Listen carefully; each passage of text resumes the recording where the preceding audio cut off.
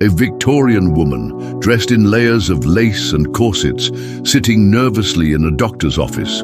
Her diagnosis? Hysteria.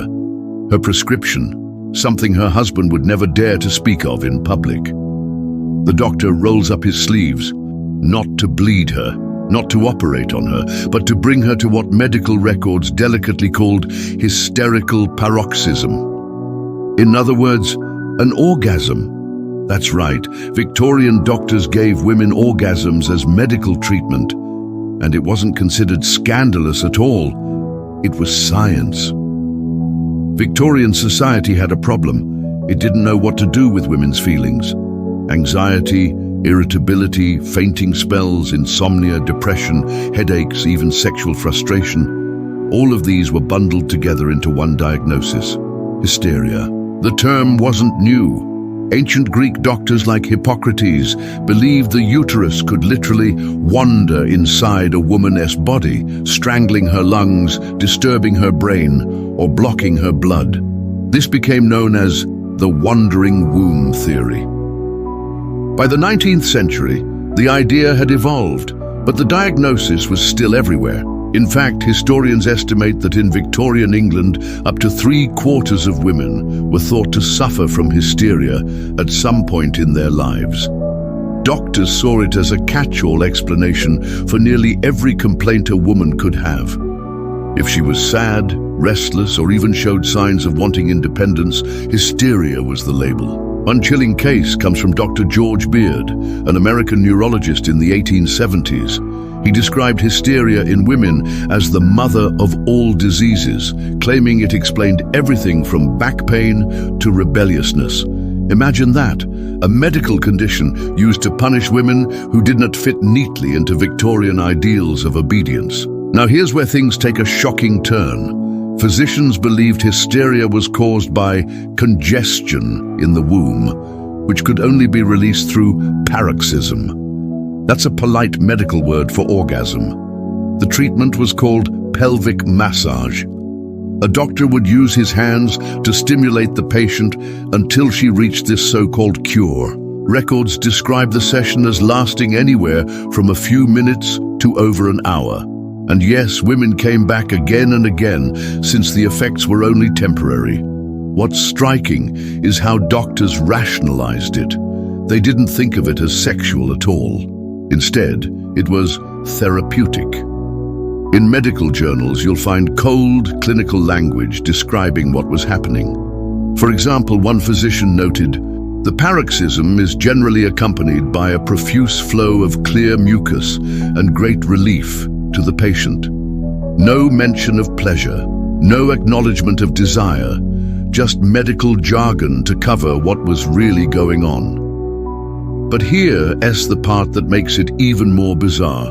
Doctors often complained that the treatment was exhausting. Their hands cramped, their wrists ached. And with hysteria being such a common illness, they were overwhelmed with patients. Necessity breeds invention. In the 1880s, the first electromechanical vibrators appeared, not in bedrooms, but in doctors' offices. One of the earliest was developed by Dr. Joseph Mortimer Granville.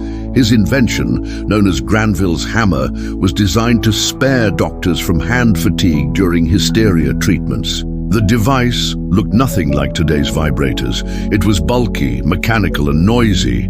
Granville insisted it was for therapeutic massage of muscles, but patients and doctors quickly realized its usefulness for pelvic treatment.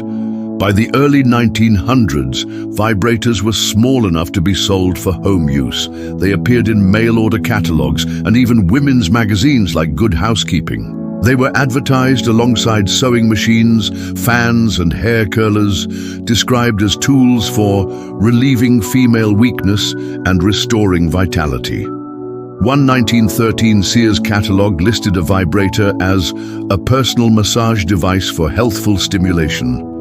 It was marketed just like any household appliance, but of course readers knew the subtext. It's tempting to laugh at the absurdity of it all, doctors prescribing orgasms as a cure, but underneath the humor is a darker truth. First, hysteria was a way to silence women. If a wife was unhappy in her marriage, if she expressed frustration with domestic life, or if she wanted more autonomy, she could be labeled hysterical.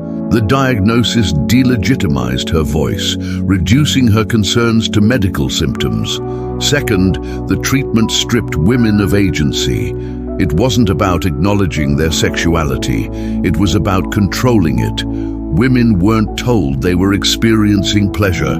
They were told they were being cured. Their natural desires were reframed as a disease. There are even disturbing accounts of women institutionalized in asylums for chronic hysteria, where forced treatments, including sexual manipulation, were routine. These women weren't patients in the modern sense. They were prisoners of medical dogma. By the mid-20th century, hysteria vanished as a medical diagnosis. Psychologists began to understand female mental health in more complex ways, and the sexual revolution reframed pleasure as natural rather than pathological. Yet the legacy of this strange chapter lingers. The vibrator, born out of a desire to ease doctors' hands, became one of the first electrical devices to enter private homes.